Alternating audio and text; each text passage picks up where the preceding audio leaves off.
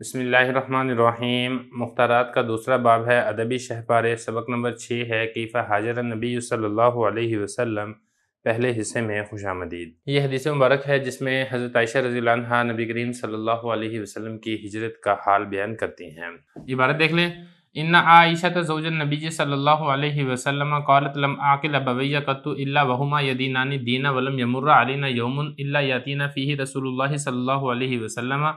طرفي النهار بكرة وعشية فلما ابتلي المسلمون خرج ابو بکر مهاجرا نحو ارض الحبشة حتى بلغ برق الغماد لقيه ابن الدغنة وهو سيد القارة فقال اين تريد يا ابا بکر فقال ابو بکر اخرجني قومي فاريد ان اسيح في الارض واعبد ربي فقال ابن الدغنة فان مثلك يا ابا بکر لا يخرج ولا يخرج انك تكسب المعدم وتصل الرحم وتحمل الكل وتقري الضيف وتعين على نوائب الحق فأنا لك جار ارجع وعبد ربك ببلدك فرجع وارتحل معه ابن الدغنة فطاف ابن الدغنة عشية في أشراف قريش فقال لهم إن أبا بكر لا يخرج مثله ولا يخرج أتخرجون رجلا يكسب المعدم ويصل الرحم ويحمل الكل ويقري الضيف ويعين على نوائب الحق فلم تكذب قريش بجوار ابن الدغنة وقالوا لابن الدغنة مر أبا بكر فليعبد ربه في داره فليصلي فيها وَلْيَقْرَأْ مَا شَاءَ وَلَا يُؤْذِينَ بِذَلِكَ وَلَا يَسْتَعْلِنْ بِهِ فَإِنَّا نَخْشَىٰ أَنْ يُفْتِنَ نِسَاءَنَا وَأَبْنَاءَنَا فَقَالَ ذَلِكَ ابن الدغنة لأبي بكر فلبث أبو بكر بذلك يعبد ربه في داره ولا يستعلن بصلاته ولا يقرأ في غير داره۔ ترجمہ دیکھ لیں۔ حضرت عائشہ رضی اللہ عنہا جو کہ نبی کریم صلی اللہ علیہ وسلم کی زوجہ ہیں، وہ کہتی ہیں کہ جب سے میں نے ہوش سنبھالا ہے اپنے والدین کو دین کا تابع پایا ہے، اور ہم پر کوئی دن نہیں گزرتا تھا مگر اس میں رسول اللہ صلی اللہ علیہ وسلم ہمارے پاس دن کے دونوں حصوں میں صبح اور شام تشریف لاتے تھے، اور جب مسلمانوں کو آزمائش میں ڈالا گیا تو حضرت ابوبکر وہ ہجرت کرنے کے لیے نکلے ہیں حبشہ کی زمین کی طرف، یہاں تک کہ برق الغماد نامی مقام تک پہنچے ہیں تو ان کو ابن دغنہ ملا، اور یہ قبیلہ کارا کے سردار تھے۔ ابن دغنہ نے کہا آپ کہاں کا ارادہ کرتے ہیں اے ابوبکر؟ تو ابوبکر نے کہا میری قوم نے مجھے نکال دیا ہے، میں ارادہ کرتا ہوں کہ زمین میں سیر و سیاحت کروں اور اپنے رب کی عبادت کروں۔ تو ابن دغنہ نے کہا آپ جیسا شخص ہے ابوبکر نہ تو وہ نکلتا ہے اور نہ اسے نکالا جاتا ہے، تم نادار لوگوں کے لیے سامان مہیا کرتے ہو اور صلہ رحمی کرتے ہو اور بے کس لوگوں کا بوجھ اٹھاتے ہو اور مہمان نوازی کرتے ہو اور حق پر رہنے کی وجہ سے آنے والی آزمائشوں پر لوگوں کی مدد کرتے ہو۔ میں تمہیں اپنی پناہ میں دیتا ہوں، تم واپس لوٹو اور اپنے رب کی عبادت کرو اپنے شہر میں۔ چنانچہ حضرت ابوبکر صدیق رضی اللہ عنہ واپس لوٹ آئے اور ان کے ساتھ ابن دغنہ نے بھی کوچ کیا، اور ابن دغنہ نے شام کے وقت قریش کے سرداروں میں چکر لگایا اور قریش کے سرداروں سے کہا کہ ابوبکر جیسا شخص نہ تو وہ خود نکلتا ہے اور نہ اسے نکالا جاتا ہے، کیا تم ایک ایسے آدمی کو نکالتے ہو جو ناداروں کے لیے سامان مہیا کرتا ہے، صلہ رحمی کرتا ہے، بے کس لوگوں کا بوجھ اٹھاتا ہے، مہمان نوازی کرتا ہے اور حق پر رہنے کی وجہ سے آنے والی آزمائشوں پر لوگوں کی مدد کرتا ہے؟ قریش نے ابن دغنہ کی امان کا انکار نہیں کیا اور ابن دغنہ سے کہا ابوبکر کو حکم دو کہ وہ اپنے گھر میں اپنے رب کی عبادت کرے اور نماز پڑھے اپنے گھر میں، اور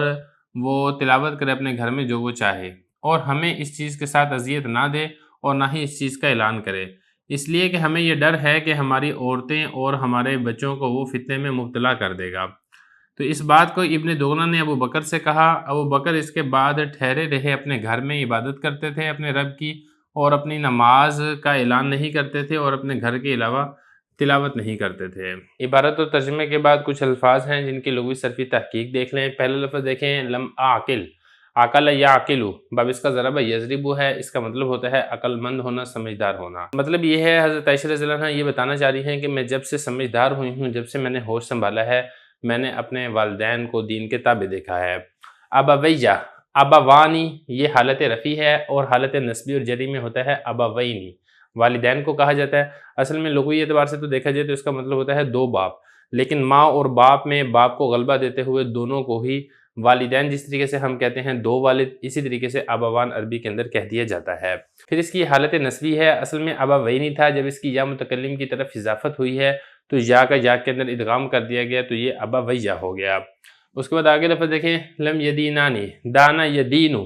اس کا ایک معنی قرض بھی ہوتا ہے اور یہاں پر معنی ہے دین کو اختیار کرنا۔ آگے لفظ دیکھیں لم یمرہ، مرہ یمر مرورن، اس کا معنی ہوتا ہے گزرنا، حالت اس کی جزمی ہے، اس کو لم یمرہ بھی پڑھ سکتے ہیں، لم یمرو بھی پڑھ سکتے ہیں، لم یمری بھی پڑھ سکتے ہیں اور لم یمرر فک ادغام بھی کیا جا سکتا ہے، جیسا کہ آپ قاعدہ اور اصول پڑھ چکے ہیں۔ اتا یاتی اتیانا اس کا مطلب ہوتا ہے آنا، یاتی واحد مذکر غائب فعل مضارع معلوم کا صیغہ ہے اور نون الف نا یہ مفعول کی ضمیر ہے۔ طرفی النہار یہ بالکل ایسے ہی ہے جس طریقے سے ہم نے ابوی پڑھا تھا، اصل میں طرفانی ہے حالت رفع میں اور طرفینی ہے حالت نصبی اور حالت جری میں۔ طرف کی یہ تثنیہ ہے، کنارے کو کہا جاتا ہے، دن کے دو کنارے مراد ہے صبح اور شام، بکرہ صبح کو کہتے ہیں اور عشیہ شام کو کہتے ہیں۔ یہاں پر بھی بالکل ایسے ہی ہوا ہے کہ جب اس کی اضافت ہوئی ہے نہار کی طرف تو جو نون ہے نون گر گیا ہے اور یا جو ساکن تھی، اور آپ کو معلوم ہے الساکن اذا حرک بالکسر، ہم نے اس کو کسرہ کی حرکت دے دی ہے۔ آگے لفظ دیکھیں ابتلیہ، ابتلا یبتلی ابتلا، باب اس کا افتعال ہے اور اس کا مطلب ہوتا ہے آزمائش کے اندر مبتلا کرنا، اور جب یہ مجہول کا صیغہ ہے ماضی کا تو اس کا مطلب یہ ہے کہ آزمائش میں مبتلا کیا گیا۔ آگے لفظ دیکھیں مہاجرن، ہاجر یہاجر، باب اس کا مفاعلہ ہے اور اسی سے اسم فاعل کا صیغہ ہے، مطلب ہے اپنے وطن کو چھوڑ کر ہجرت کرنا۔ بالغ یبلغ اس کا مطلب ہوتا ہے پہنچنا، واحد مذکر غائب فعل مضارع معلوم کا صیغہ ہے۔ لقی یلقا، باب اس کا سمیع یسمع آتا ہے اور اس کا مطلب ہوتا ہے ملاقات کرنا۔ اور اس کے بعد آگے لفظ دیکھیں السیحہ، ساح یسیح سیاحتن، باب اس کا ضرب یضرب آتا ہے، اس کا مطلب ہوتا ہے سیر و سیاحت کرنا، زمین میں سفر کرنا اور چلنا۔ واحد متکلم فعل مضارع معلوم کا صیغہ ہے۔ عبد یعبد عبادتن، عبادت کرنا، پوجا کرنا، پرستش کرنا، اسی سے یہ واحد متکلم فعل مضارع معلوم کا صیغہ ہے، اس کے اوپر جو نصب ہے یہ ان کی وجہ سے آ رہا ہے۔ اس کے بعد آگے لفظ دیکھیں تکسب، کسب یکسب، باب اس کا بھی ضرب یضرب ہوتا ہے اور اس کا مطلب ہوتا ہے کمائی کرنا۔ اور اس کے بعد آگے لفظ دیکھیں المعدم، یہ عدم سے ہے، باب افعال سے اعدم یعدم اعدام، اس کا مطلب ہوتا ہے محتاج ہونا یا محروم کر دینا۔ اسی طریقے سے باب سامیہ سے بھی آتا ہے عادم یعدم عدمن، اس کا مطلب ہوتا ہے گم کرنا۔ بہرحال مختلف اس کے معنی آتے ہیں۔ اور اس کے بعد آگے لفظ دیکھیں تحمل، حمل یحمل،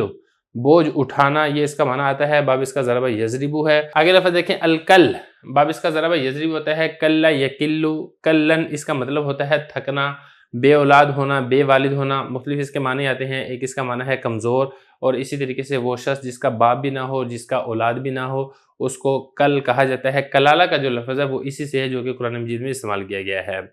اور آگے لفظ دیکھیں تقری، قرا یقری، باب اس کا ضرب یضرب آتا ہے اور اس کا مطلب ہوتا ہے مہمان نوازی کرنا۔ اور اعان یعین اعانتن، باب اس کا افعال ہے، اس کا مطلب ہوتا ہے مدد کرنا، واحد مذکر مخاطب فعل مضارع معلوم کا صیغہ ہے۔ آگے لفظ دیکھیں نوائب، یہ نائبت ان کی جمع ہے، مصیبت کو، حادثے کو، شاہی ٹیکس کو کہا جاتا ہے۔ اور اس کے بعد آگے لفظ دیکھیں ورتحل، ارتحل یرتحل ارتحال، باب اس کا افتعال ہے، واحد مذکر غائب فعل ماضی معلوم کا صیغہ ہے، اس کا مطلب ہے کوچ کرنا، سفر کرنا۔ طاف یطوف طوافن، باب اس کا نصر ینصر آتا ہے اور اس کا مطلب ہوتا ہے چکر لگانا۔ طواف کو طواف بھی اسی لیے کہا جاتا ہے کہ اس میں کعبے کے گرد چکر لگایا جاتا ہے، واحد مذکر غائب فعل ماضی معلوم کا صیغہ ہے۔ اس کے بعد آگے لفظ دیکھیں جوار، جوار اس کا معنی ایک پڑوسی بھی ہوتا ہے، یہ جار سے بھی لیا گیا ہے، اور اسی طریقے سے اس کا ایک معنی کسی کو پناہ دینا بھی ہوتا ہے، یہاں پر پناہ دینے کے معنی میں استعمال ہو رہا ہے۔ آگے یعبد یعبدو پہلے گزر چکا ہے، اسی سے واحد مذکر غائب یہ امر غائب معلوم کا صیغہ ہے، اور اسی طریقے سے یہ بھی ایسے ہی ہے صلی یصلی، باب اس کا ضرب یضرب ہے اور یہ بھی امر غائب معلوم واحد مذکر کا صیغہ ہے، یہ بھی اسی طریقے سے واحد مذکر غائب امر غائب معلوم کا صیغہ ہے۔ لا یؤذی یہ نہیں کا صیغہ ہے واحد مذکر غائب کا۔ اسی طریقے سے لا یستعلن، استعلن یستعلن استعلان، باب اس کا استفعال ہے، واحد مذکر غائب نہیں حاضر معلوم کا صیغہ ہے۔ آگے لفظ دیکھیں نقشہ، خشی یخشا، باب اس کا سمیع یسمع آتا ہے، اس کا مطلب ہوتا ہے خوفزدہ ہونا، ڈرنا، جمع متکلم فعل مضارع معلوم کا صیغہ ہے۔ اور یفتنا، افتنا یفتن افتان، فتنے کے اندر مبتلا کرنا، آزمائش کے اندر ڈال دینا، واحد مذکر غائب فعل ماضی معلوم کا صیغہ ہے۔ آگے لفظ دیکھیں لبث، لبث یلبث لبثن، اس کا مطلب ہوتا ہے ٹھہرنا، رکنا، انتظار کرنا، واحد مذکر غائب فعل ماضی معلوم کا صیغہ ہے۔ لغوی صرفی تحقیق کے بعد اب اس کی مختصر تشریح کر لیتے ہیں۔ یہ روایت حضرت عائشہ رضی اللہ عنہا سے ہے جو کہ نبی کریم صلی اللہ علیہ وسلم کی چہیتی زوجہ مطہرہ اور حضرت ابوبکر صدیق رضی اللہ عنہ کی صاحبزادی ہیں۔ حضرت عائشہ رضی اللہ عنہ کا شمار جلیل القدر فقیہ صحابہ کرام کے اندر ہوتا ہے۔ 65 سال کی انہوں نے عمر پائی تھی اور 8 سال 5 ماہ نبی کریم صلی اللہ علیہ وسلم کی صحبت میں انہوں نے گزارے ہیں، اور 57 ہجری میں حضرت امیر معاویہ رضی اللہ عنہ کے دور میں ان کا انتقال ہوا ہے۔ تو یہ روایت کرتی ہیں کہ میں نے جب سے ہوش سنبھالا ہے میں نے اپنے والدین کو دیکھا کہ وہ دین اختیار کرتے تھے، دین کے اوپر عمل پیرا ہوتے تھے، اور کوئی دن نہیں گزرتا تھا کہ ہمارے پاس رسول اللہ صلی اللہ علیہ وسلم اس میں نہ آتے ہوں دن کے دونوں کناروں میں، یعنی نبی کریم صلی اللہ علیہ وسلم ہمارے پاس صبح بھی تشریف لاتے تھے اور شام کو بھی تشریف لاتے تھے۔ پھر اس کے بعد جب مسلمان آزمائش کے اندر مبتلا ہوئے، جس وقت کفار نے مسلمانوں پر ظلم و ستم کرنا شروع کیا اور مکے میں رہنا مشکل اور دھوبر کر دیا، تو حضرت عائشہ فرماتی ہیں کہ میرے والد ابوبکر صدیق رضی اللہ عنہ وہ ہجرت کی غرض سے حبشہ کی جانب روانہ ہوئے۔ تو یہ ایک مقام ہے برق الغماد، یہاں تک پہنچے ہیں تو وہاں پر ایک سردار تھا جو کہ کارا قبیلے کا تھا، اس کا نام تھا ابن دغنہ۔ اس نے پوچھا، اے ابوبکر آپ کہاں کا ارادہ کرتے ہیں؟ تو حضرت ابوبکر نے بتایا کہ میری قوم نے مجھے نکال دیا ہے، میں یہ چاہتا ہوں کہ اب میں زمین میں سیر و سیاحت کروں اور اپنے رب کی عبادت کروں۔ تو ابن دغنہ نے کہا کہ اے ابوبکر آپ جیسے شخص کو اس طریقے سے نکلنا بھی نہیں چاہیے، ولا یخرج، اور نکالا بھی نہیں جانا چاہیے، یعنی آپ کی قوم نے جو آپ کو نکالا ہے انہوں نے اچھا نہیں کیا، آپ کو اس طریقے سے نکالنا نہیں چاہیے تھا ان کو، اس لیے کہ آپ کا ایک مقام مرتبہ اور وقار ہے، آپ کی ایک پرسنالٹی ہے۔ پھر انہوں نے آگے حضرت ابوبکر صدیق رضی اللہ عنہ کی کچھ صفات ذکر کی جس کی وجہ سے انہوں نے یہ والی بات کہی تھی۔ پہلی بات تو یہ ذکر کی کہ آپ ناداروں کے لیے سامان مہیا کرتے ہیں، کوئی فقیر ہے، محتاج ہے، نادار ہے، اس کو ضرورت کا سامان آپ دیتے ہیں۔ اور دوسرا جو حضرت ابوبکر صدیق کی اچھی صفت ذکر کی وہ یہ کہ آپ صلہ رحمی کرتے ہیں، رشتے ناتے ان کو جوڑ کر رکھتے ہیں، قطع رحمی نہیں کرتے ہیں۔ اسی طریقے سے اگلی جو صفت ذکر کی ہے وہ یہ ہے تحمل الکل، بے کس لوگوں کے بوجھ،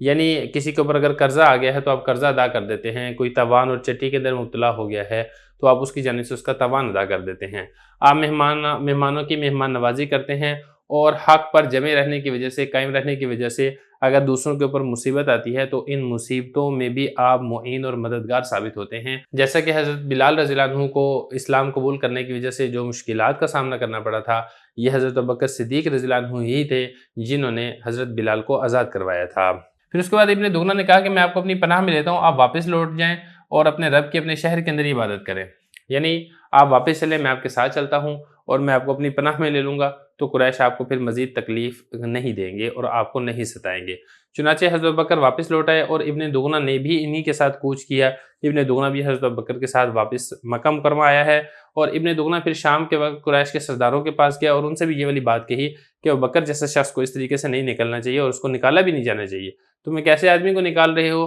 آگے وہی والی صفات ہیں جو میں نے آپ کو بتا دی ہیں۔ تو یہ والی جب ساری باتیں کی تو پھر بتا دیا کہ میں ابوبکر کو اپنی پناہ میں دے دیا ہے۔ تو قریش نے ابن دغنہ کی پناہ کا انکار نہیں کیا، تکذیب نہیں کی، جھٹلایا نہیں، مطلب انہوں نے یہ نہیں کہا کہ تم نے کیسے پناہ میں دے دیا، ہم تو اس پناہ کو نہیں مانتے ہیں، بلکہ انہوں نے ابن دغنہ کی حیثیت کو اور پناہ دینے کو تسلیم کیا اور کہا کہ ٹھیک ہے، اگر آپ نے ابوبکر کو پناہ دے دی ہے تو ہم ابوبکر کو مزید نہیں ستائیں گے، لیکن ہمارے کچھ مطالبات ہیں جو آپ ابوبکر تک پہنچا دیجئے۔ پھر انہوں نے اپنے کچھ مطالبات یہ کہے کہ آپ ابوبکر کو حکم دیں کہ اپنے عبادت کرنی ہے اپنے رب کی تو اپنے گھر میں کریں، نماز پڑھنی ہے تو اپنے گھر میں پڑھیں، تلاوت کرنی ہے تو اپنے گھر میں کریں، ہمیں تکلیف نہ دیں اور اعلانیہ یہ والے کام نہ کریں، کیونکہ اگر اعلانیہ یہ والے کام کریں گے تو ہمیں یہ ڈر ہے کہ ہماری عورتیں اور ہمارے بچے یہ فتنے کے اندر مبتلا ہو جائیں گے۔ اب یہ فتنہ تو نہیں تھا، ظاہر ہے اگر حضرت ابوبکر صدیق رضی اللہ عنہ کی عبادت دیکھ کر اگر کوئی عورت یا اسی طریقے سے کوئی بچے وغیرہ اگر وہ اسلام کے قریب ہوتے ہیں، اسلام قبول کر لیتے ہیں تو وہ تو ہدایت کے اوپر آئیں گے، لیکن چونکہ کفار اسلام کو ہدایت نہیں بلکہ اس کو گمراہی سمجھتے تھے، اس لیے انہوں نے اس کو یہ والی بات ذکر کی کہ ابوبکر ہماری عورتوں کو اور ہمارے بچوں کو فتنے کے اندر مبتلا نہ کر دے۔ تو ابن دغنہ نے یہ والی باتیں ابوبکر سے کہیں۔ پھر اس کے بعد ابوبکر صدیق رضی اللہ عنہ اپنے گھر کے اندر ٹھہرے رہے، اپنے گھر کے اندر ہی عبادت کرتے تھے اور اپنی نماز کو اور اپنی قرات کو اعلانیہ نہیں کرتے تھے، گھر کے اندر چھپ کے یہ عبادت کیا کرتے تھے اور اپنے گھر کے علاوہ کہیں اور تلاوت بھی نہیں کیا کرتے تھے۔